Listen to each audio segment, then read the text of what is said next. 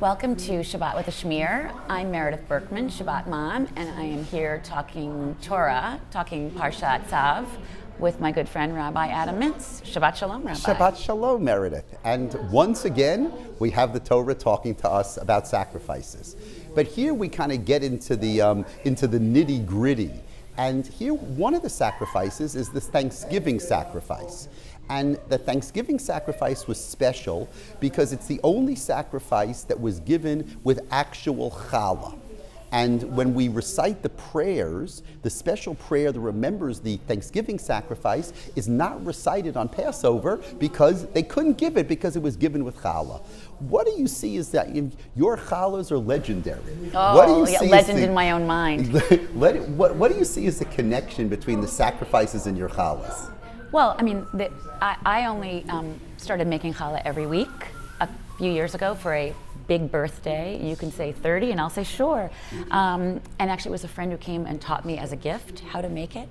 And I think about this Thanksgiving sacrifice and the flour, the giving of the flour and the oil almost every week as I'm, adding oil and flour, 3 different kinds of flour, including whole wheat, to my challah. And so when you think about the resonance, the specificity, what is relevant to the modern reader, there's if you make a certain amount of challah, and I don't always remember the amount, and so I sometimes will call a Chabad rabbi that I talk to about these things, just because I didn't know I could reach you.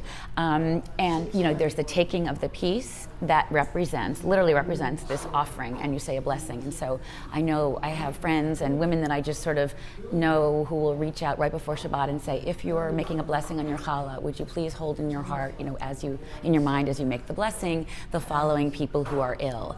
And I think that challah has a connection to the past, to the present, to the future, as my kids look forward to it or sit and make it with me.